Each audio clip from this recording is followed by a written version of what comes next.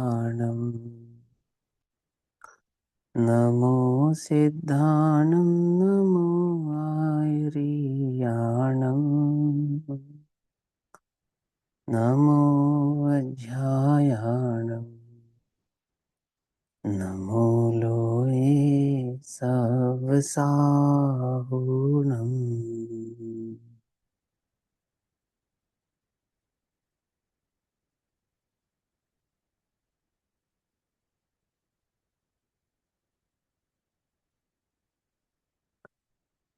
मंगलमय मंगल करण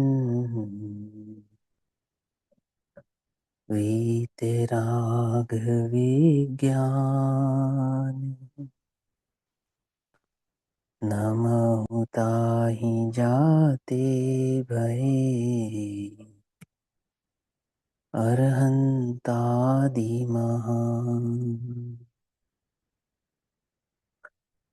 परिमंगल कर हो महा ग्रंथ करणी को काज। जाते मिले समाज सब पावे निज पद राज। इस भव तरु का मूल एक जानहु नित्या भाव। ताको करी निर्मूल अब करहु मोक्ष उपाय।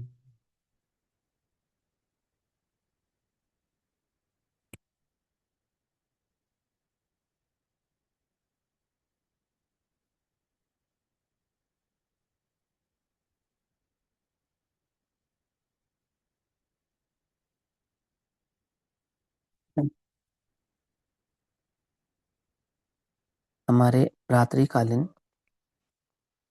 स्वाध्याय का विषय चल रहा है पूज्य भागवत स्वरूप चंपा बहन श्री के प्रवचनांशों के माध्यम से लिए गए प्रवचनांशों पर प्रवचनों के माध्यम से लिए गए प्रवचनांशों पर बहन श्री के वचनामृत और उस पर हुए गुरुदेव के वचनामृत प्रवचनों के आधार से कर रहे हैं, जिसमें वचनामृत नंबर 38 और पेज नंबर 98 98 नंबर का पेज और 38 नंबर का वचनामृत चल रहा है, जिसमें गुरुदेव श्री बतला रहे हैं कि सच्चा मुमुक्षु सदगुरु के गंभीर तथा मूल वस्तु रूप समझ में आए ऐसे रहस्यों से भरपूर वाक्यों का खूब गहरा मंथन करके मूल मार्ग को ढूंढ निकालता है ना। ऐसा लिखा है ना। अब कक्षा शुरू होने से पहले प्रश्न भी ऐसे आया, क्यों? कि वो जो लिखा है वो समझ में ही नहीं आ रहा है क्या लिखा है। देखो उसमें क्या लिखा है, लोक में नामकर्म की रचना है शरीर, ठीक। और उस शरीर के दो भेद किए जाते हैं, सुंदर और कुरूप। तो सारे जगत में कुरूपता क्या है? तो ज्यादा से ज्यादा नामकर्म की रचना। यानी किसी को कुरूपता दिखेगी तो कहाँ दिखेगी? कि काला है, सुंदर चेहरा नहीं है, नैन नक्श सुंदर नहीं है, जैसे नरक का नारकी, तिर्यंच का तिर्यंच जो पशु है, उनके सबके चेहरे अजीबोगरीब हैं।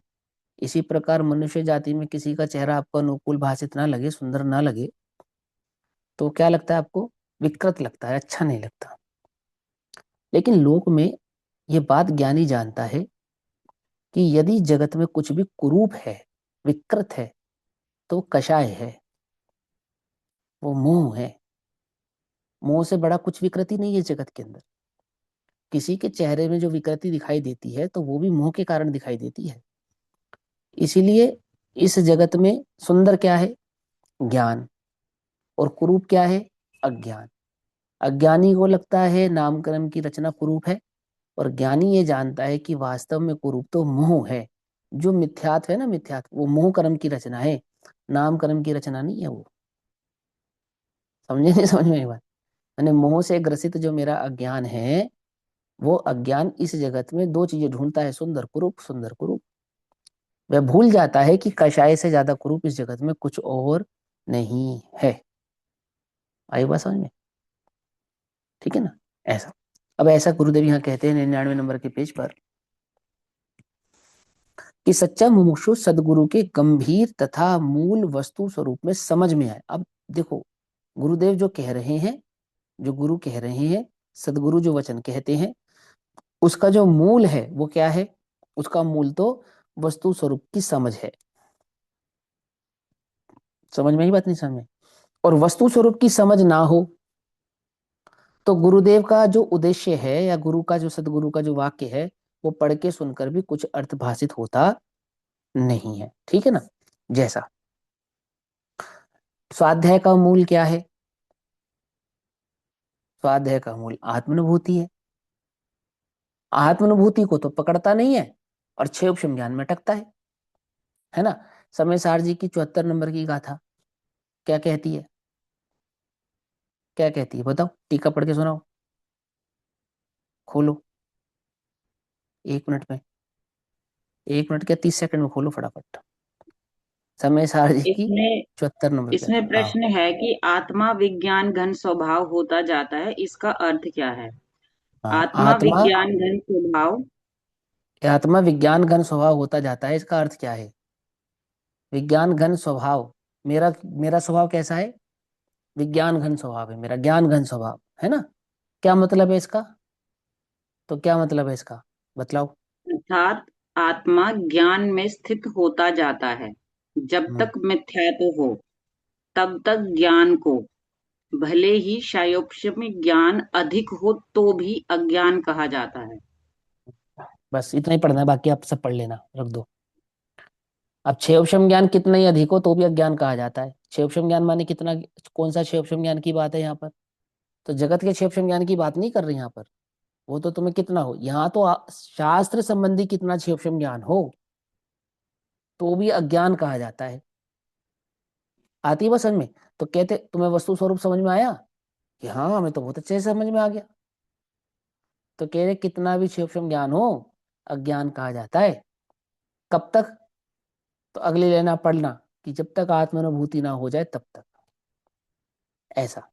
ठीक है ना? अज्ञान है, अज्ञान है।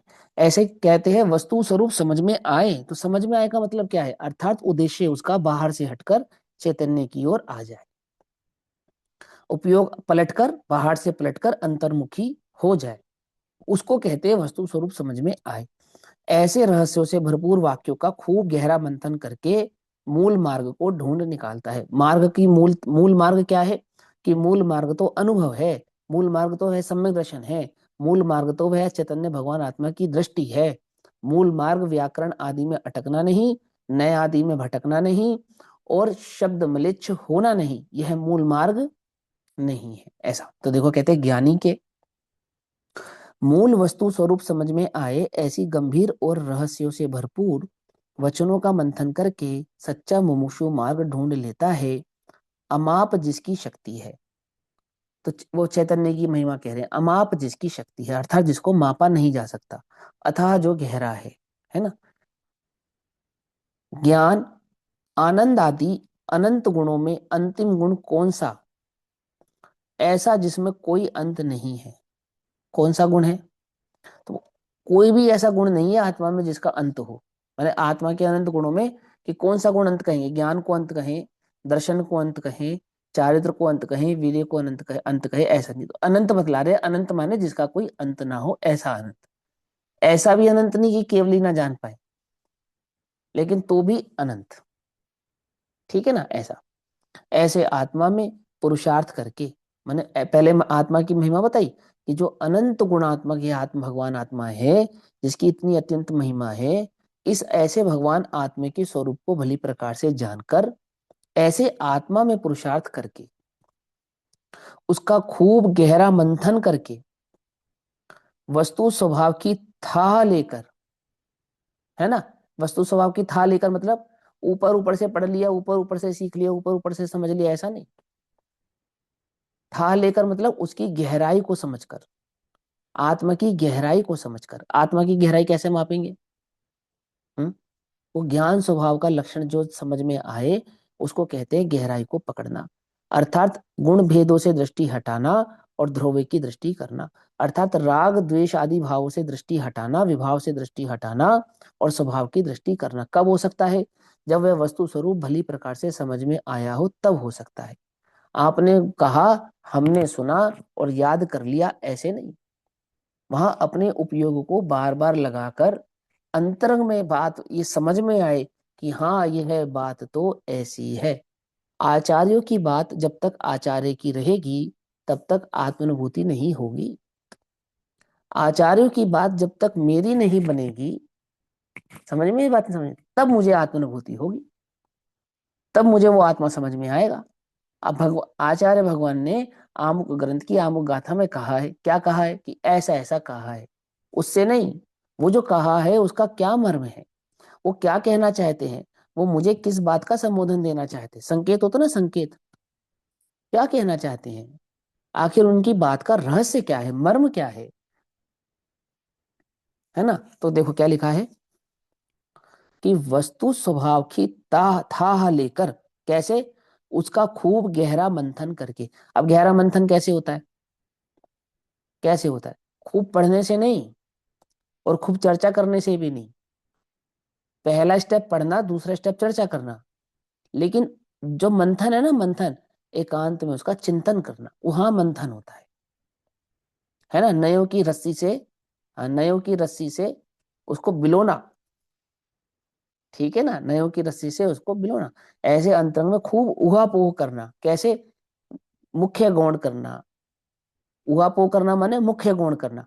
यह निश्चय से या व्यवहार से, ऐसा नहीं, ऐसा नहीं।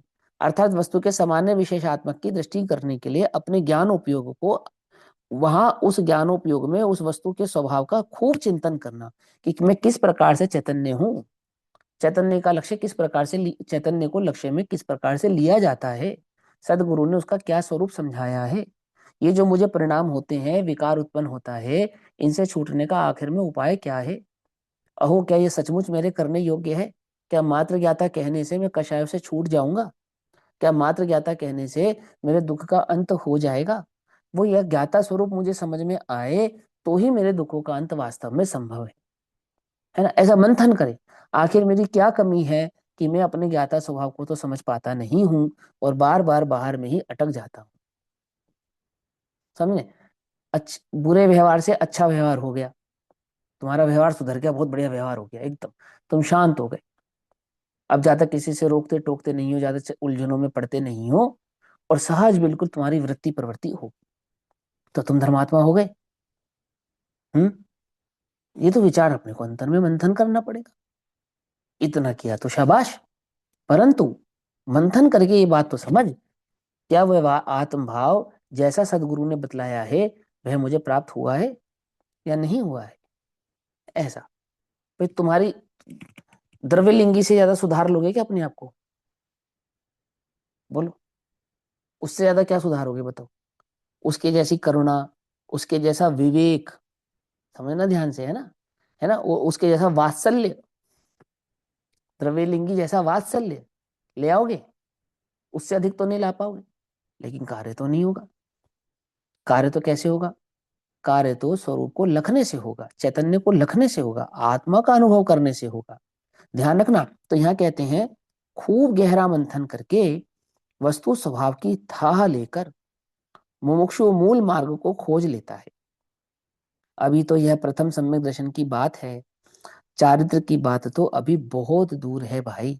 अर्थात उस आत्म स्वभाव को जिसको तूने जाना है और जानकर अनुभव प्राप्त करेगा, ये तो उसकी बात है। अनुभव प्राप्त होने के पश्चात उसमें स्थिर रहने की बात तो दूर रही, वो तो बहुत दूर की बात है।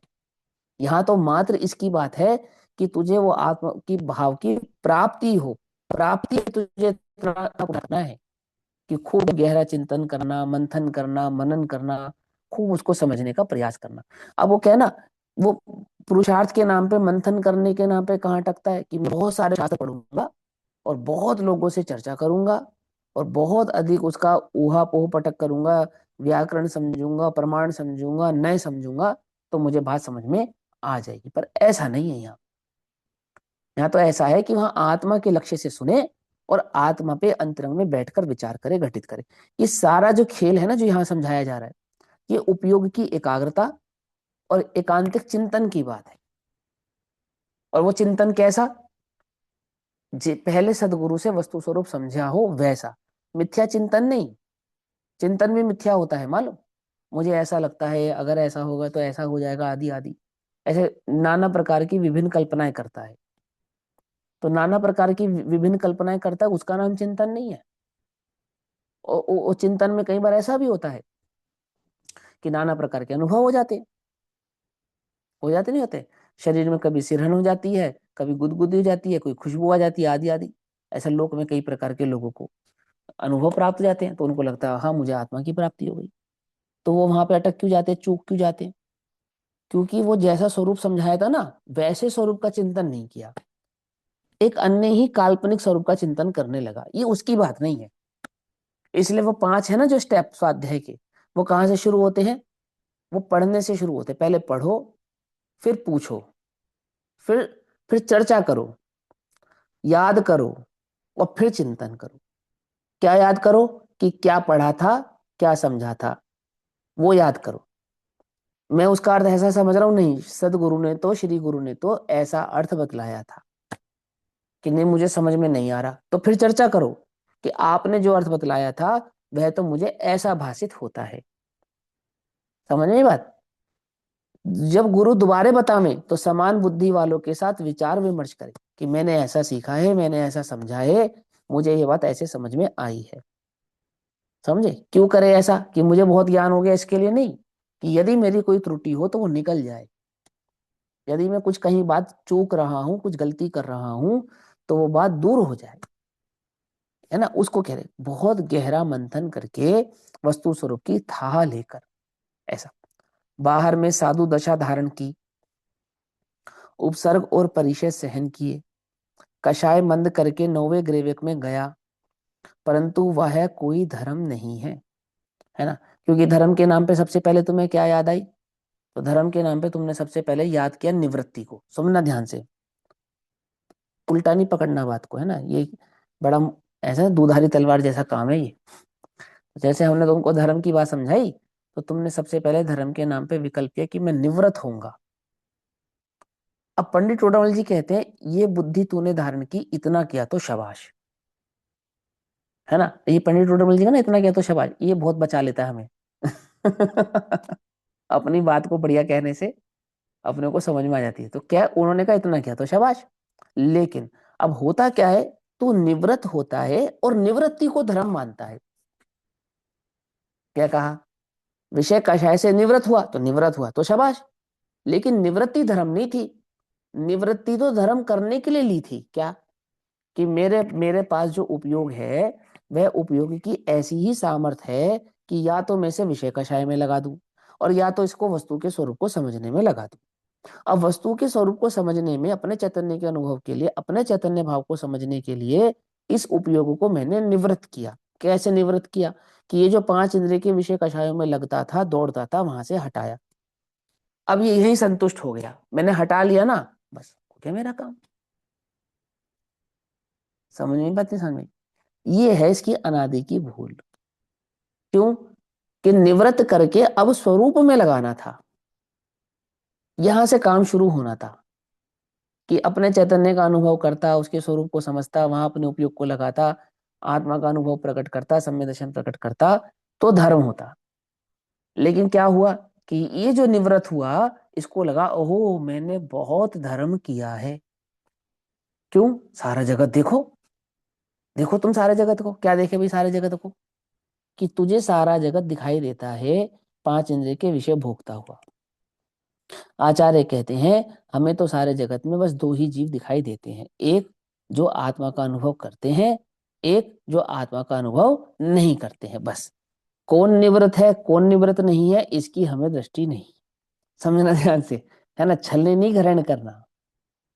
क्योंकि धर्म का जो प्रथम सोपान है वो निवृत्ति नहीं है। धर्म का प्रथम सोपान तो अनुभूति है, पर धर्म का प्रथम सोपान तो सम्यक दर्शन है। जो तत्वों के श्रद्धांश से आत्मा के स्वरूप को समझने से उसमें जमने रचने पचने से प्रकट होता है। लेकिन तेरे लिए प्रथम सोपान क्या बना? निवृत्ति। अंतर समझ में आया नहीं आया? अब निवृत्ति का उपदेश तो इसलिए है कि उपयोग खाली करे तो आत्मा समझ में आए। क्यों? क्या उदाहरण दिया कि नमक की डली मुंह में रखने पर शक्कर का स्वाद आने से तो रहा, तो क्या करना पड़ेगा? पहले नमक थूकना पड़ेगा। तो नमक थूकने का अर्थ निवृत्ति होना नहीं था, नमक थूकने का अर्थ तो उपयोग को पांच इंद्रिय के विषयों से हटाकर चैतन्य में लगाना था। इसने क्या सोचा, मैंने छोड़ दिया ना, अब तो मुझे धर्म हो गया। आई बात समझ में? नहीं समझ में? तो देखो यहाँ कहा, बाहर में साधु दशा धारण की और ना कि सिर्फ साधु दशा धारण की, उपसर्ग भी सहे, परिचय भी सहन की, है ना। कषाय मंद करके नौवे ग्रेवक गया। नौवे ग्रेवक को ऐसे ही नहीं कि तुम समझो ऐसे मिल जाता नौवे ग्रेवक, ये ऐसे मिल गया मुझे। बहुत मेहनत की तुमने नोवा ग्रेविक प्राप्त करने के लिए, पर सारी की सारी रेत में से तेल निकालने जैसी मेहनत थी। सुख नहीं मिला। ग्रेविक तो मिला, क्या नहीं मिला? सुख नहीं मिला। परंतु वह कोई धर्म नहीं है, ग्रेविक जाना कोई धर्म नहीं है। बाह्य त्याग का अभिमान हो जाए कि हम त्यागी हैं, होता है या नहीं होता है? हो ही जाता है, हो ही जाता है। त्याग की बात कर रहे हो, थोड़ा सूक्ष्म ज्ञान हो जाए, बोलने की शैली थोड़ी और अच्छी हो जाए तो मान हो जाता है। दो चार भाषाओं का ज्ञान हो जाए तो कहना ही क्या, और दो चार सौ अनुयायी हो जाए तो बस मान हो ही जाता है। समझ में बात नहीं? समझ, ये पूरी परवणमुख दृष्टि है। परवणमुख। पहले अभिमान होता था त्याग और व्रत के बल पर, अब अभिमान कहाँ होता है? क्षेत्र ज्ञान के बल पर। होता ही नहीं होता। तो अभिमान का जो क्राइटेरिया रहा वो सारा का सारा कहाँ रहा? बहिर्मुख रहा। अभिमान करना कोई बुरी बात नहीं है क्या? है ना? यानी अपने स्वभाव को धारण करना स्वाभिमान है, धारण करना, मान माने धारण करना। समझे नहीं समझे? भाव को धारण करना अभिमान है। लेकिन पर के भाव को क्यों धारण करता है? अपने भाव को धारण करना, निज भाव को धारण कर, पर भाव को क्यों धारण करता है? हम्म। तो देखो क्या कहते हैं कि अभिमान हो जाए कि हम त्यागी हैं, व्रतधारी हैं, तपस्वी हैं, अल्प आहार आदि मोक्ष का साधन है या नहीं है? बोलो बोलो। जब मैं डल्लब का गद्दा छोड़ूंगा, चटाई पे सोऊंगा, रंगीन कपड़े छोड़ूंगा, सफेद कपड़े पहनूंगा, है, और अभक्ष त्यागूंगा, भक्ष का सेवन करूंगा, और चार समय से एक समय भोजन करूंगा, और पानी छान कर पीऊंगा, तो मुझे धर्म नहीं होगा? हम्म। कि इतना किया तो शाबाश, परंतु धर्म नहीं होगा। धर्म नहीं होगा। क्यों नहीं होगा? क्योंकि धर्म तो अनुभूति से प्रकट होता है। धर्म तो तत्व को समझकर चैतन्य में अपने उपयोगों को एकाग्र करने का नाम है। देह की क्रिया का नाम धर्म नहीं है। तो मैं ना करूं तो क्या करेगा? उपयोग को बहिर्मुख रखने वाले का तो कार्य होता नहीं है।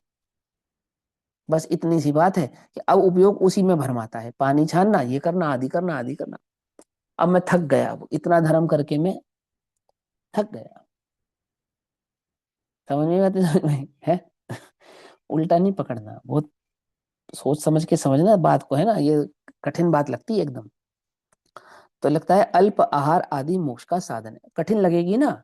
आप देखो, सारा ही जगत अंधा हो, है, वो नहीं कहते क्या, कुएं में ही भांग पड़ी हो, है, तो कैसे किसी को होश में लाया जाए? है? होश में लाने के लिए जो पानी पिलाएंगे वो कुएं से निकालेंगे, और कुएं में पड़ी है भांग, है। तो होश में लाने के लिए जो पानी पिलाएंगे उसमें भी नशा ही है। नशे में होश में कब आएगा?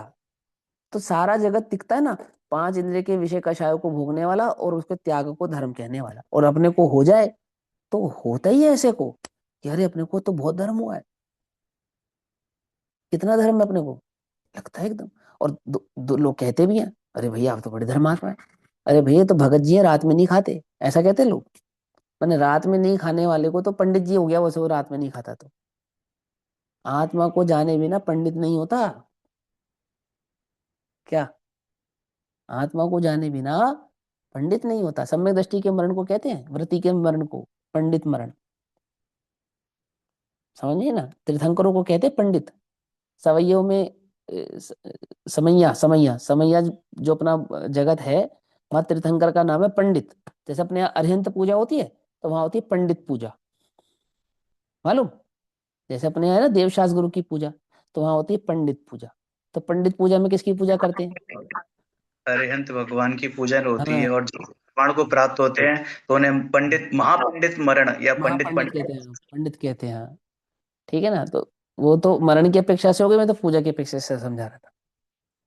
तो वहां पे लिखा है, वहां जब पूजा होती है सब अपने यहाँ होती है देवशास्त्र गुरु की पूजा, सिद्ध भगवान की पूजा, महावीर भगवान की पूजा।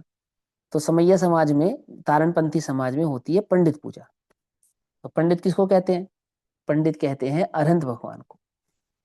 बोले पंडित जी हो गए, तो अरहंत भगवान किस लिए अरहंत हो गए? वो तो केवल दर्शन ज्ञान दर्शन आदि चारित्र आदि भाव को प्रकट करके पंडित हुए हैं।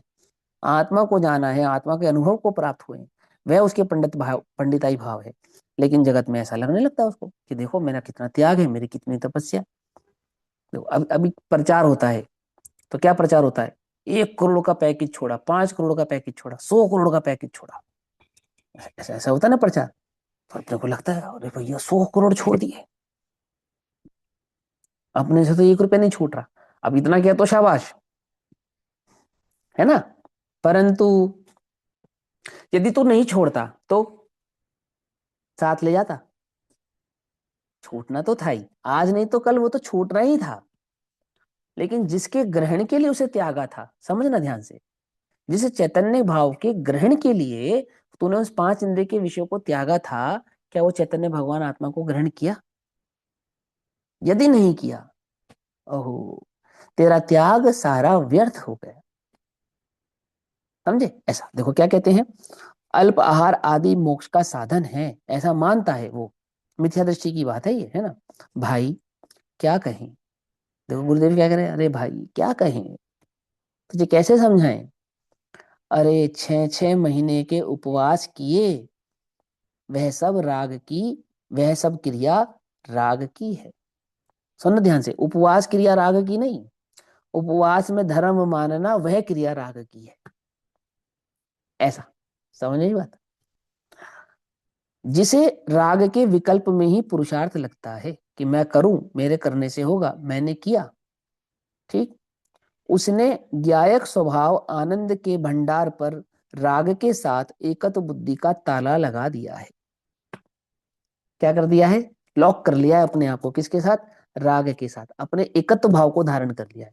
और कैसा धारण किया है? कि साथ में उसमें ताला और लगा दिया है कि कोई खोल ना पाए।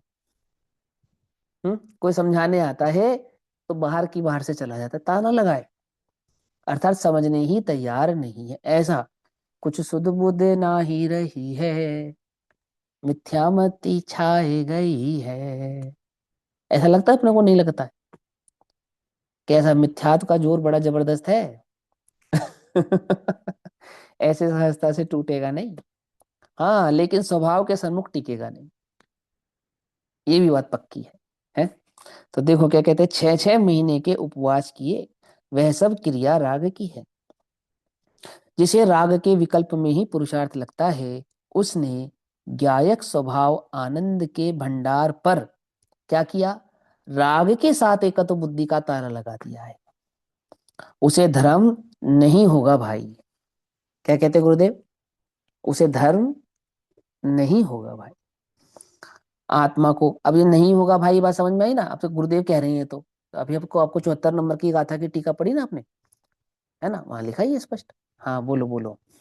राग के साथ एकत्व बुद्धि का ताला लगा दिया, मतलब वो उस संतुष्ट हो गया है कि जितना मैं कर रहा हूँ वो परिपूर्ण है, आगे कुछ नहीं जानना। हाँ हाँ, राग भाव के साथ, कि जो राग का परिणमन है वही मेरा परिणमन है। ज्ञान से, आनंद से, आत्मा भाव से, आत्मा के आनंद, आत्मा अनुभूति से कोई लेना देना नहीं है। वहां एक बुद्धि धारण कर ली कि जो मैंने किया, जो मैंने व्रत किया, तप किया, उपवास किया, आदि आदि भाव किए, इसी इसी का नाम धर्म है। और किसका नाम धर्म है? देखो मैं कषाय नहीं करता, कोई मुझ पे कितना भी उपसर्ग करे, मैं तो बस शांत रहता हूँ, उसी का नाम धर्म। और अपने को भी ये समझ में आता है, अपना पुरुषार्थ किस में चल रहा है? बोलो, क्रोध के काल में क्रोध की ज्ञाता रहो। क्या अर्थ है इसका? क्रोध की ज्ञाता मत रहो, क्रोध की ज्ञाता मत रहो, आत्मा के ज्ञाता बनो। उसका नाम है क्रोध के काल में क्रोध के ज्ञाता रहना। समझे? हमने ज्ञाता भाव से क्रोध कर लिया, उसका नाम नहीं। पर बड़े छोटे दादा की पुस्तक पढ़िए ना, जान रहा हूं देख रहा हूं, पढ़िए। चोर घुस जाते हैं घर के अंदर और चोरी करने लगते हैं। वो पत्नी कहती है तो कुछ करते क्यों नहीं? कि देख रहा हूँ जान रहा हूँ, देख रहे हो क्या? देख रहा हूँ जान, देख रहा हूँ जान। तो तुम देख रहे हो जान रहे हो तो तुमने किया कुछ नहीं, करा कुछ क्यों नहीं? कि भैया मुझे उसके हाथ में वो चाकू है ना। वो भी दिख रहा था। समझे नहीं समझे? अब वो पूरी पुस्तक आप पढ़ना, उसका मर्म समझना। मैं जो समझाना चाहता हूँ, राग की कर्ता राग की ज्ञाता भी मत बनो, कर्ता तो बनो ही मत। तो कर्ता नहीं बनने की अपेक्षा से ज्ञाता बनने को कहा था। अब तुम राग की ज्ञाता बन के रह गए कि ज्ञाता दृष्टा भाव से। हम तो पांच इंद्रिय का सेवन भैया ज्ञाता दृष्टा भाव से करते, ज्ञाता दृष्टा है। अरे मूर्ख, इसका अर्थ ज्ञाता दृष्टा होता ही नहीं है। मालूम, आचार्य रजनीश है ना, ओशो, उसकी पूरी फिलोसफी इसी पे टिकी है। किस पे? ज्ञाता दृष्टापने पे। बोले कोई भी तुम तो संसार का कोई पाप कर लो, लेकिन ज्ञाता दृष्टा भाव से करो बस, साक्षी भाव से, तो तुम बंध को प्राप्त नहीं होगे। हमने भी ये उपाय निकाल लिया। क्या उपाय निकाला हमने? कि हम तो क्रोध के काल में क्रोध के ज्ञाता हैं। तो नहीं है क्या? अरे जो आत्मा का ज्ञाता है वो त्रिलोक का ज्ञाता है, ये अर्थ है उसका। तो एक क्रोध की बात करता है। हम कह रहे हैं अनंत जगत का ज्ञाता है। कौन? जो आत्मा का ज्ञाता है, जो एक को जानता है वो सबको जानता है। सीधी सी बात, ये अर्थ है उसका। अर्थात जिसने अपने आत्म भाव से एकत्व भाव धारण कर लिया है, अब सारे जगत का वो करता रहा नहीं, ज्ञाता हो गया है। ऐसा अर्थ है उसका क्रोध के ज्ञाता रहने का। ना कि क्रोध करते हुए क्रोध के ज्ञाता रहने का। देखो ध्यान से समझना, छद्मस की बुद्धि या छद्मस का उपयोग तो एक बार में एक ही जगह होगा। उपयोग क्रोध में ना हो और क्रोध हो जाए, ऐसा हो ही नहीं सकता। उपयोग प्रभाव में ना जाए और क्रोध हो जाए, ऐसा थोड़ी होता है। वहां तो क्रोध रूप परिणति होने के लिए उपयोग का प्रभाव में जाना अनिवार्य है। समझ में? समझ में? प्रभाव में जाए बिना तो क्रोध रूप उपयोग परिणमित होने वाला नहीं। तो आचार्य कहते हैं सुनो भाई, उपयोग उपयोग में है, उपयोग क्रोध में नहीं है। अर्थात उपयोग की दृष्टि कर तो क्रोध आपो आप क्या होगा? विलीनता को प्राप्त हो जाएगा। आचार्य अमरचंद्र देव ने एक उदाहरण भी दिया दारुण संस्कार के अपेक्षा से। ये उदाहरण संस्कार का अभाव हो जाता है, तो उन्होंने क्या समझाया? उपयोग है ना, उपयोग जब तक उपयोग पर में रहेगा तब तक कषाय भाव प्रकट रहेगा, और जैसे ही उपयोग पर से हटेगा तो कषाय भाव आपो आप ही विलीन हो जाएगा। तू कहे कि मेरा उपयोग पर में नहीं और कषाय है, ऐसा होता नहीं है। समझे नहीं समझे? ऐसा होता नहीं है। ठीक, तो ऐसा यहां समझाते देखो। आत्मा को प्राप्त करने का जिसने पक्का निर्णय किया उसे। अब ये उसकी बात है जिसने आत्मा को प्राप्त करने का निर्णय किया है, जिसके निर्णय में यह है कि जगत में मेरी साख बने, उसकी यहाँ पे बात नहीं है। जिसके निर्णय में क्षोभशम ज्ञान की वृद्धि है, यह बात उसकी नहीं है। और जिसके निर्णय में यह बात बैठ गई हो कि पंचम काल में तो विरले ही सम्यक दृष्टि होते हैं और हम तो बस यहाँ पे पुरुषार्थ करेंगे और आगामी भाव में प्राप्त कर लेंगे, ये बात उसकी भी नहीं है। क्या समझे? जिसने ये पक्का कर लिया है मेरा निश्चय, है सम्यक निश्चय। क्या निश्चय? क्या निश्चय? कमर कस ली है इस मोह की सेना का अभाव करने की मैंने। अर्थात मैं इस भाव में इस मिथ्यात्व का नाश करूंगा ही करूंगा, अपने चैतन्य भगवान आत्मा का अनुभव करूंगा ही करूंगा। ऐसा जिसने पक्का निर्णय कर लिया कि कर्तव्य बुद्धि के कारण मिथ्या दृष्टि तो नहीं हो जाएगा वो। कि तू ऐसी कर्तव्य बुद्धि एक बार धारण तो कर। क्या? पर में कर्तव्य की बुद्धि तो तूने अनादि से धारण की है। अपने मोह का नाश करने की कर्तव्य बुद्धि एक बार तो धारण तो कर। क्या आती है? वो समझ में नहीं थी।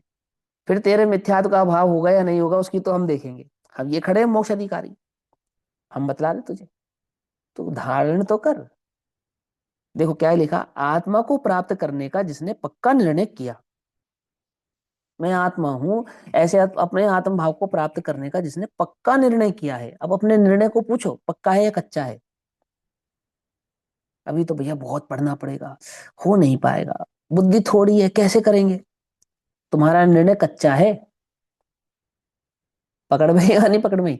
कि तुम उस आत्मा को क्षोभशम ज्ञान से पकड़ना चाहते हो, तो तुम आत्मा को पक्का नहीं करना चाहते, तुम तो क्षेपक्षम ज्ञान पक्का करना चाहते हो। आई बात समझ में या नहीं समझ में आती है? अपना प्रभव सुधारना चाहते हो तो तुम्हारा निर्णय तो प्रभव के सुधारने में पक्का है। इस इस भाव में अपने आत्म भाव को प्राप्त करने का निर्णय तो पक्का हुआ ही कहाँ। बात समझ में आ रही नहीं आ रही है? कि भैया इस भाव में नहीं होगा तो अगले भाव में हो जाएगा ना, और कुछ नहीं होगा तो कम से कम भाव तो सुधर ही जाएगा, स्वाध्याय कर रहे हैं तो। ऐसे ऐसे ऐसे निर्णय वाले का नहीं। कैसे निर्णय वाले का? कि मुझे मेरा कार्य करना ही करना है, अंदर खटका लगा रहता है, समझे? तो देखो, आत्मा को प्राप्त करने का जिसने पक्का निर्णय किया उसे उसे उसकी बात है। उसे प्रतिकूल संयोगों में भी गहरा और तीव्र पुरुषार्थ उठाना ही पड़ेगा। ये उपदेश की शैली है, लेकिन जिसका निर्णय पक्का है वो पुरुषार्थ उठाए बिना रहता नहीं है, क्योंकि उसके उसका तो एक ही धुन है। एक ही धुन कौन सी? मैं चैतन्य हूं, बस। दूसरी कोई धुन उसके सर पे है ही नहीं। आगे। मुमुक्षु जीव ज्ञानी के गंभीर वाक्यों का खूब अर्थात गहरा मंथन करके मार्ग खोज लेता है। खूब अर्थात अत्यधिक। अत्यधिक मतलब समझ गए ना भैया, 1 घंटा हो गया बस, और कितना पढ़ेंगे? अरे जब तक मार्ग ना मिले अंतरंग में चैन नहीं पड़ती। वो चलता रहता है अंदर में, घुलन होता रहता है उसका, घोटन होता रहता है उसका, है ना? खूब अर्थात अत्यधिक, गहरा अर्थात त्रैकालिक आनंद सागर के ध्रुव के धरातल तक पहुंचकर। आहा। गहरा माने आत्मा की गहराई, माने आत्मा की गहराई, माने आत्मा का अनुभव। गहरा, गहरा माने उपयोग की स्थिरता, गहरा माने उपयोग की एकाग्रता, गहरा माने जहां आत्मा के सिवा और कुछ नहीं है। बोलो समुद्र कितना गहरा है?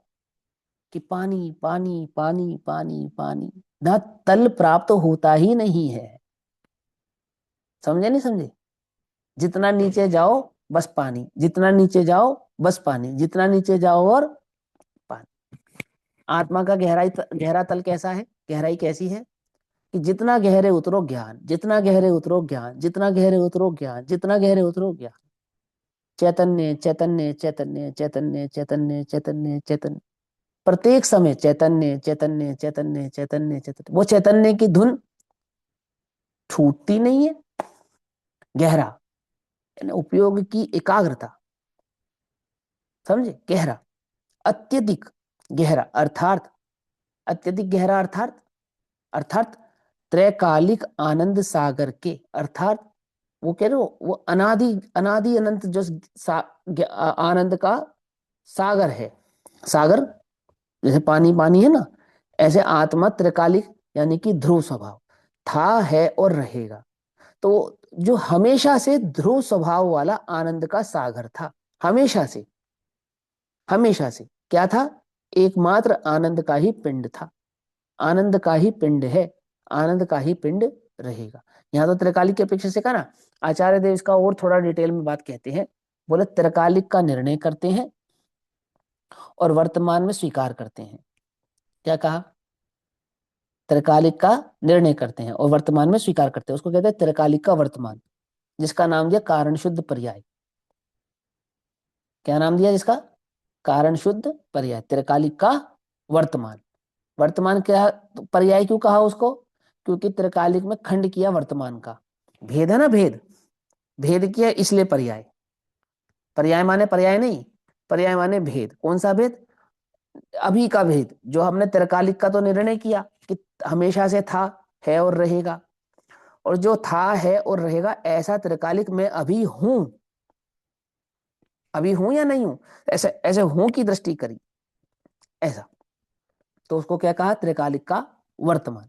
तो यहां कहते हैं त्रिकालिक आनंद सागर के ध्रुव के, त्रिकालिक माने ध्रुव के धरातल तक पहुंचकर। अब उसका धरातल क्या है? कि चैतन्य का धरातल सिर्फ चैतन्य है, समझे? ज्ञान का धरातल क्या है? कि ज्ञान का धरातल सिर्फ ज्ञान है। ज्ञान के धरातल, ज्ञान की भूमि पर क्या मिलेगा? कि ज्ञान के सिवा कुछ नहीं मिलेगा। ज्ञान की चैतन्य की भूमि पर क्या मिलेगा? एक चैतन्य भाव के सिवा और कुछ नहीं मिलेगा। और कैसी है वो चैतन्य की भूमि? कि शुद्ध है, निर्विकार है, आनंदमय है। समझे? पानी कैसा है? शीतल है, शीतल है और शीतल है। समझे? गीला होता ना, गीला, गीला माने शीतल होता है। क्या समझे? नहीं समझे? गीला वाला नमी, गीला, गीला माने शीतल होता है। ठीक। तो पानी कैसा है? कि शीतल है। आत्मा कैसा है? कि आनंदमय है, निर्विकार है। पानी कैसा है? कि निर्मल है। आत्मा कैसा है? कि शुद्ध है। अर्थात जहां पर का रंच भी नहीं है, जहां गे कृत अशुद्धता नहीं है, ऐसा। ठीक। तो क्या कहते हैं? आनंद के सागर के ध्रुव के धरातल तक पहुंचकर, अर्थात उस आत्म भाव तक पहुंचकर, मंथन अर्थात अंतर की एकाग्रता, आगे ना, मैंने आत्मा की एकाग्रता, उसके द्वारा मार्ग को ढूंढ लेता है। मैंने अपने उपयोगों को अपने चैतन्य में एकाग्र करके उस मार्ग को यानी धर्म भाव को ढूंढ लेता है, अर्थात आत्म अनुभव को उपलब्ध होता है, ऐसा। विकल्प होते हैं किंतु धर्म नहीं है, ऐसा वह जानता है। आत्मा में उतरने से पूर्व आत्म संबंधी विकल्प होते हैं, हुए बिना रहते नहीं है। और विकल्पों के सहारे ही निर्विकल्पता को प्राप्त होता है, परंतु विकल्पों में अटक के नहीं, विकल्पों का व्यामोह छोड़कर उस ध्रुव चैतन्य की दृष्टि कर करी। ठीक। आहा, ऐसा धर्म है, यहां से धर्म का प्रारंभ होता है। क्या कहा? वो धरातल की भूमि पर पहुंचा, चैतन्य के धरातल पर पहुंचा, और चैतन्य के धरातल पर पहुंचकर जो उसने भाव प्रकट किया, आत्म अनुभव प्रकट हुआ, वहां से वो धर्म प्रारंभ होता है। यहां से धर्म की शुरुआत होती है। आप कहते हैं यह सुनकर तुझे दुख होगा कि, क्या सुनकर तुझे दुख होगा? कि इतना किया तो, है ना, बरसों से इतना सब कर रहे थे, ये सब क्या हो गया? ये तो व्यर्थ ही हो गया है। यह सुनकर तो तुझे दुख होगा। क्या सुनकर? कि यह जो हम व्रत आदि पालन करते हैं, वह सब शुभ राग धर्म नहीं है उसमें। हाँ भाई, वह सब शुभ राग है, धर्म नहीं है। धर्म तो भगवान आत्मा जो कि आनंद स्वरूप है, उसके अतीन्द्रिय आनंद के वेदन में रहना, वह है। क्या? अपने चैतन्य भगवान आत्मा के अतीन्द्रिय आनंद के वेदन में रहना, वह है ना। अब वो तो, अब हम उपदेश में क्या कहेंगे? अपने इस चैतन्य स्वभाव को जानकर मस्त रहो। तो तुम मस्त रहो का अर्थ नहीं निकाल पाते, मस्त हो जाते हो बस। खटका भूल जाते हो, खटका, खटका तो होना चाहिए, मस्त तो रहो। मैं ध्रुव हूं, इसकी मस्ती तो है, लेकिन साथ ही साथ अंदर में अनुभूति धर्म है, यह बात भूलना नहीं, है ना। वहां तो मस्ती क्या है? कि अब मुझे संयोगों की दृष्टि नहीं रही, ये मस्ती। अब मुझे संयोगों से प्रभावित होने, नहीं होने का मार्ग मिल गया है, ये आनंद। ऐसा तुझे वस्तु स्वरूप समझ में आया कि हाँ, अब आनंद आ गया। तो क्या आनंद आ गया? कि अब वो जो संयोग मुझे प्रभावित करते थे ना, मेरा उपयोग बार बार भटकता था, बार बार पर में जाता था, बार बार कषाय तीव्र हो जाती थी, ओहो, मुझे उसे छूटने का उपाय मिल गया है, ऐसा आनंद। वो आनंद तो इस बात का है, अब जो उपाय मिल गया है, अब मैं उस उपाय में अपने उपयोग को लगाऊंगा, उस मार्ग में चलूंगा, उस भाव को धारण करूंगा। और अंतर में खटका किस बात का? कि ये बात जान गया है, अनुभूति ही आत्मा है, अनुभव से प्रकट होता है, वही धर्म है। ठीक है ना। वो इसीलिए वो समय सार की 74 नंबर की गाथा का हवाला, उसकी टीका का हवाला दिया। ठीक है ना। कि वो कहे कि नहीं, वो तो अनादि का भगवान है, अनादि, तो अनादि का भगवान है, और अनादि के भगवान को स्वीकारे तो धर्म है। कि स्वीकार तो लिया मैंने, कि विकल्प नहीं, निर्विकल्प दशा में स्वीकारे, अथवा उसको स्वीकार कर निर्विकल्प हो जाए, उसका नाम धर्म है। ठीक है ना। ऐसा, चलो आगे करते हैं। पद्मनंदी मुनिराज ब्रह्मचर्य अधिकार में कहते हैं कि शरीर से और मन से अनंत बार ब्रह्मचर्य का पालन किया, किया या नहीं किया? अनंत बार किया, कर रहा है। और अनादि काल में अनंत बार करेगा। घबराना नहीं कि आगे नहीं करेगा, आगे भी करेगा, लेकिन किया हो, कर रहा है, करेगा।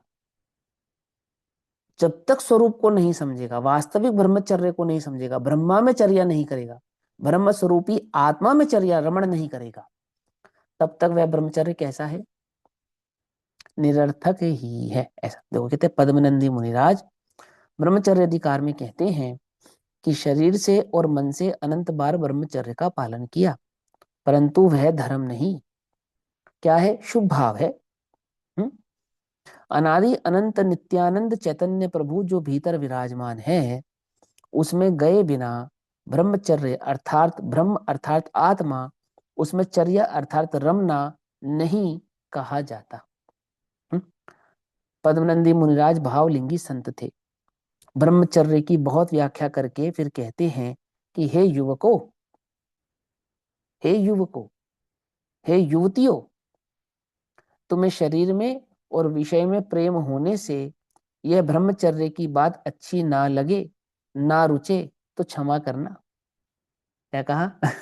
हे युवकों, हे युवतियों, तुम्हें ये विषय में रमण करने के जो निषेध हम करते हैं, यह बात तुम्हें अच्छी ना लगे तो क्या, तो हमें क्षमा करना। हम तो मुनि हैं, ब्रह्मानंद में रहने वाले संत हैं, हमारे पास और क्या आशा रखोगे? हमसे और क्या आशा रखोगे? हम तो यही उपदेश देंगे। क्या उपदेश देंगे? कि हमारे उपदेश में कैसा है? हमारा उपदेश विधि निषेध स्वभाव वाला है। विधि निषेध मतलब युवतियों से कहेंगे युवाओं में, और युवाओं से कहेंगे युवतियों में रमण मत करो। और फिर साथ में क्या कहेंगे? ये तो हो गया निषेध। और विधि क्या कहेंगे? कि चैतन्य में रमण करो। ये हो गई विधि। समझे विधि निषेध क्या? कि अस्थि नास्ति परक उपदेश नहीं है हमारा, हमारा अस्थि परक उपदेश है। हम तुम्हें रमण करने से नहीं रोक रहे, पर हम कह रहे चैतन्य में रमण करो, वहां रमण मत करो। ऐसा क्या कहा? देखो, जैसे कोई गंदा पानी पीता हो तो तुम कहो अरे रे, ये मत पियो, हम दे रहे हैं, ये मत पियो, ये भोजन मत करो, हम दे रहे हैं तुम्हें अच्छा साफ सुथरा भोजन दे रहे हैं, वो करो। ये वस्त्र मत पहनो, ये गंदा है, हम दे रहे तुम्हें साफ अच्छा वस्त्र दे रहे, ये पहनो। तो लोग में किसी की बात का बुरा मानता है? नहीं मानता भाई। कोई तुम्हें बुरी चीज छुड़ावे, अच्छी चीज देवे तो बुरा नहीं मानता। ऐसे आचार्य पद्मनंदी कह रहे हैं कि सुनो, पर में रमण मत करो, बुरा मत मानना, क्षमा करना। लेकिन हम तो क्या, हमारे पास और क्या है? हम तो बता रहे तुम्हें चैतन्य में रमण करो। क्या आती है बात समझ में नहीं आती? अभक्ष का त्याग करने वालों को उपदेश दिया तो क्या कहा? कि भक्ष का सेवन करो। ऐसा है ना? ऐसे वो कहते हैं। फिर आचार्य कहते हैं सुनो, भक्ष का सेवन मत करो, तो फिर किसका करेगी? बोले आत्मा का सेवन करो। आई बात पकड़ में नहीं आई?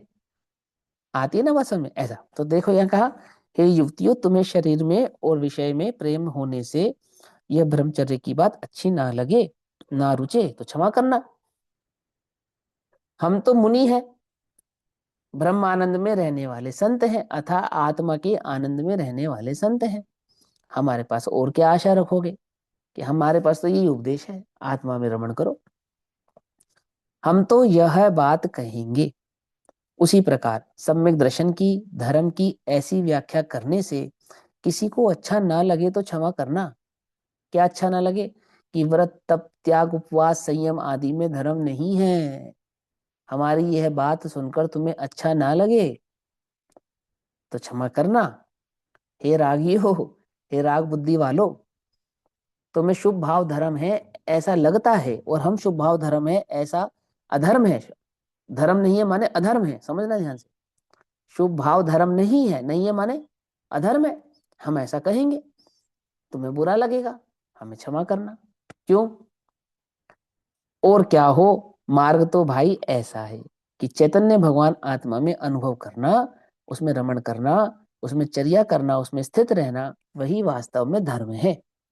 ऊपर भाव में एकत्व बुद्धि धारण करना, शुभ भाव को अपना कर्म समझना, वह धर्म नहीं है। ऐसा हमारे पास इसके सिवा और क्या आशा रख सकते हो? पूज्य गुरुदेव कह रहे हैं कि पद्मनंदी मुनिराज कहते हैं हमारे पास इसके सिवा और क्या आशा रख सकते हो? तो गुरुदेव कह रहे हैं हमारे पास इसके सिवा और क्या आशा रख सकते हो? कि तुम हमसे कहो कि हम व्रत तप त्याग करते हैं, ब्रह्मचर्य का पालन करते हैं तो हम धर्मात्मा हैं, तो ऐसा नहीं है। और सुनो, बाल ब्रह्मचारी हैं पूज्य गुरुदेव श्री, तो ये बात कह रहे हैं, ध्यान से समझना। कोई ये तर्क करेगा, अरे भैया ये पंडितों की बात है, चार चार विवाह करके ब्रह्मचर्य को गालियां दे रहे हैं कि उनकी बात नहीं है भाई। बाल ब्रह्मचारी मुनिराज, पद्मनंदी मुनिराज, आचार्य कुंद देव मुनिराज, 8 वर्ष की उम्र में, 12 वर्ष की उम्र में दीक्षित हो गए वे मुनिराज, वे कह रहे हैं, क्या कह रहे हैं, कि पर की आशा करना धर्म नहीं है, व्रत तप त्याग उपवास आदि करना धर्म नहीं है। धर्म क्या है? धर्म तो चैतन्य की अनुभूति का नाम है। जैसे जिसे जिसे विषय का सेव प्रेमी हो और विषय का निषेध करें तो उसे बुरा लगता है, ऐसे ही राग के प्रेमी को जब व्यवहार धर्म का निषेध करते हैं, अर्थात उसमें धर्म नहीं है ऐसा कहते हैं, मन वचन काय की क्रिया में धर्म नहीं है ऐसा कहते हैं, व्रत तप त्याग उपवास संयम आदि में धर्म नहीं है ऐसा कहते हैं, तो उसे बुरा लगता है। लेकिन हम क्या करें, हमारे पास तो यही है, क्योंकि धर्म तो वास्तव में आत्मा की वस्तु है, अंतर की चीज है। तो थोड़ा विचार कर देखो, धर्म कहाँ की चीज है, कहाँ मिलेगा? धर्म अंतर की वस्तु है, अंदर की वस्तु, वो बाहर नहीं है, वो अंदर में प्रकट होता है, अंतर से प्रकट होता है, अंतरमय होता है। अनुभव हुए बिना धर्म होता नहीं है। ऐसा दया दान व्रत तप आदि करना चाहिए, इस प्रकार तुम्हें करने करने का उत्साह आता है, किंतु भाई करना वह तो मरना है। क्या कहते हैं करना चाहिए और करने का तुम्हें उत्साह भी आता है, करना वह तो मरना है, समझे? प्रभु तुझे अपनी प्रभुता की खबर नहीं है। साधक जीव मुमुक्षु गुरु के वाक्यों का गहरा मंथन करके अंतर में जहां निज चैतन्य भगवान विराजमान है, कहाँ विराजमान है? ढूंढ लोगे ना अंतर में? अरे अंतर में ढूंढ लोगे, नहीं ढूंढ लोगे? कहीं तो मिल ही जाएगा, ऊपर की पॉकेट में नहीं तो नीचे की पॉकेट में। चैतन्य मैं भगवान ही आत्मा हूँ ऐसा नहीं। वर्तमान हाँ, है ना? जहां विराजमान है का मतलब कहने का तात्पर्य जैसा उसका स्वरूप है, जहां विराजमान है अर्थात वो अनुभूति में विराजता है, जहां विराजमान है अर्थात राग आदि की पर्यायों में वो नहीं है, समझे? जहां विराजमान है अर्थात विकल्प आत्मा नहीं है, निर्विकल्प चैतन्य भगवान आत्मा वह आत्मा है, ऐसा। ज्ञेय आत्मा नहीं है, ज्ञान आत्मा है, ऐसा। जहां विराजता है, विराजता का अर्थ समझ में आएगा ना? पर में नहीं है, स्व में है, ऐसा। क्षणिक नहीं है, ध्रुव है, ऐसा। जहां विराजता है वहां एकाग्रता करके, अर्थात वहां अपने उपयोग को लगा के तत्व के रहस्यमय भावों का अंतरंग में भाव भाषण करके, भाव भाषण करके, है ना, अर्थात उपयोगों को वहां तन्मय करके, उसका अनुभव करके मार्ग को ढूंढ लेता है। बाहर में भाषण देना, सुनो, बाहर में भाषण देना, अब मैं क्या कर रहा हूँ, भाषण ही दे रहा हूँ, समझे नहीं समझे? और सच्ची बात है ये, इसमें क्या है, अपने को ये बात ज्ञात होनी चाहिए। क्यों होनी चाहिए, नहीं होनी चाहिए? बोलो। भाषण देने से धर्म होता नहीं है ना? भाषण देना उसमें धर्म नहीं है। बाहर में भाषण देना कि भैया भाषण नहीं तो प्रवचन है। यहाँ उपचार से प्रवचन कहते हैं, वास्तविक प्रवचन तो ज्ञानियों के मुख से निकले गए जो मुखारविंद है उसका नाम प्रवचन है। अज्ञानियों के मुख से निकले वो वचन प्रवचन नहीं है। हाँ, अज्ञानियों के मुख से वो सम्यक ज्ञान की बात निकलती है तो उपचार से उसे भी प्रवचन कहते हैं, पर वास्तव में तो भाषण से इसके सिवा कुछ नहीं है। कुछ बात समझ में आती जाती है? हम्म? बाहर में भाषण देना वह मार्ग तथा यह अंतर का मार्ग दोनों भिन्न है भाई, है ना? तो उसको भी कह दिया, बाहर में भाषण देना वो मार्ग भिन्न है कि तुमसे वो उपदेश उपदेश करते रहो, और अंतर का जो मार्ग है वो भिन्न है, वो स्वानुभव से प्राप्त होता है, वो भाषण से प्राप्त नहीं होता है, ऐसा। ठीक। अब प्रवचन नंबर 12 और वचनामृत नंबर 39। पहले बहन का वचनामृत पढ़ते हैं, 1-2 मिनट है अपने पास। सहज दशा को विकल्प करके नहीं बनाए रखना पड़ता। अब क्यों सहज दशा को विकल्प करके नहीं बनाए रखना पड़ता का अर्थ क्या है? मान के चलो सम्यक दर्शन हो गया, तो वो सम्यक दर्शन को मैं बनाए रखूं, इसके लिए कोई तुझे मशक्कत करनी पड़ेगी, ऐसा नहीं होता। एक बात अब थोड़ा और सूक्ष्म आओ, आत्मानुभव प्रकट हुआ, तो उस आत्मानुभूति को कोई विशेष पुरुषार्थ से मैं बनाए रखूंगा, रोक के रखूंगा, ऐसा नहीं। वो तो सहज दशा है और सहजता से हुई है, सहजता से रहती है। जैसे जवानी है, सहजता से आई है, बुढ़ापा है, सहजता से आया है, जितनी देर रहना है उतनी देर रहेगा, और जब जाने का समय चला जाएगा। जिस सहजता से आ गया उसी सहजता से चला भी जाएगा। ऐसा होता नहीं होता है? तो कहते हैं सहज दशा को, जो भी दशा प्राप्त हुई, अनुभव की दशा प्राप्त हुई, सम्य दर्शन की दशा प्राप्त हुई, उपशम हुआ, क्षय उपशम हुआ, जो भी भाव प्रकट हुआ, तो सहज दशा को विकल्प करके नहीं बनाए रखना पड़ता। यदि विकल्प करके बनाए रखना पड़े तो वह सहज दशा ही नहीं। अब अंतरंग में जो सहज वीतरागता प्रकट हुई तो सहज ही है, समझे? अंतरंग में जो सहज ही कषायों की रुचि छूटी तो सहज ही है कि नहीं नहीं मुझे नहीं करना, मुझे नहीं करना, ऐसा नहीं। वो सहज ही है कि वहां रस नहीं आता। पर में जो रस नहीं आता, पर का जो विकल्प टूटा है, पर में जो अहम बुद्धि टूटी है, कि वो ऐसा नहीं करना पड़ता, जोर लगाना पड़ता, नहीं नहीं हमारे करने योग्य नहीं, वो तो सहज है। जैसे अ, तुम्हें अंडा खाने का विकल्प सहज ही नहीं आता। आता है? नहीं आता। खोटा उदाहरण है लेकिन बात सच्ची है, हमें सहज ही नहीं आता। स्त्री को पुरुष संबंधी, मतलब मैं पुरुष हूं ऐसा विकल्प सहज ही नहीं आता, और पुरुष को मैं स्त्री हूं ऐसा विकल्प सहज ही नहीं आता, है ना? युवा होने पर मैं बालक हूं ऐसा विकल्प तुम्हें सहज ही आता है? जब बच्चे थे तो माँ का पल्लू पकड़ के गोल गोल घूमने का विकल्प सहज ही आता था, उसका पल्लू ना छोड़ने का विकल्प सहज ही आता था। सहज ही था ना वो? ये नहीं था? सहज ही था ना? ऐसे ही युवा होने पर अब वो पल्लू पकड़ने का विकल्प सहज ही नहीं आता। क्या समझे? आई बात समझ में नहीं आती? माने वो जो दशा हुई है, उस दशा संबंधी विकल्प तो सहज रहते हैं, और उसके विपरीत विकल्प सहज ही नहीं होते हैं। तो ज्ञान की वैराग्य के साथ मैत्री होने के कारण ज्ञानी को वैराग्य के विकल्प तो सहज होते हैं, और राग आदि के विकल्प सहज ही नहीं होते हैं। एकत्ववादी के विकल्प उसको सहज ही नहीं होते हैं। ऐसा उसको ऐसा उपयोग नहीं लगाना पड़ता, उसको अंदर में ऐसा तो मेहनत नहीं करनी पड़ती कि नहीं नहीं मुझे नहीं करना, तड़प रहा है, परेशान हो रहा है, बार बार उपयोग उस ओर जा रहा है, नहीं नहीं मेरे करने योग्य नहीं, ऐसा नहीं करना पड़ता। तो सहज है उसकी वृत्ति और उसकी प्रवृत्ति, किसकी? ज्ञानी की। कैसी है? सहज ही है, ऐसा। तो सहज दशा को विकल्प करके नहीं बनाए रखना पड़ता।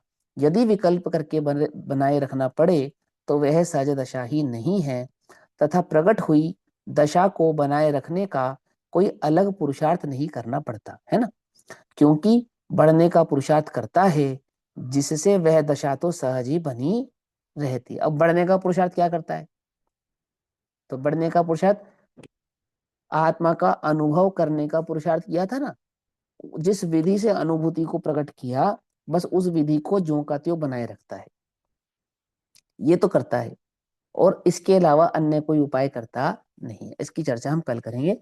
तब तक के लिए सभी को जय जिनेन्द्र। ओम नमः सिद्धेभ्यः।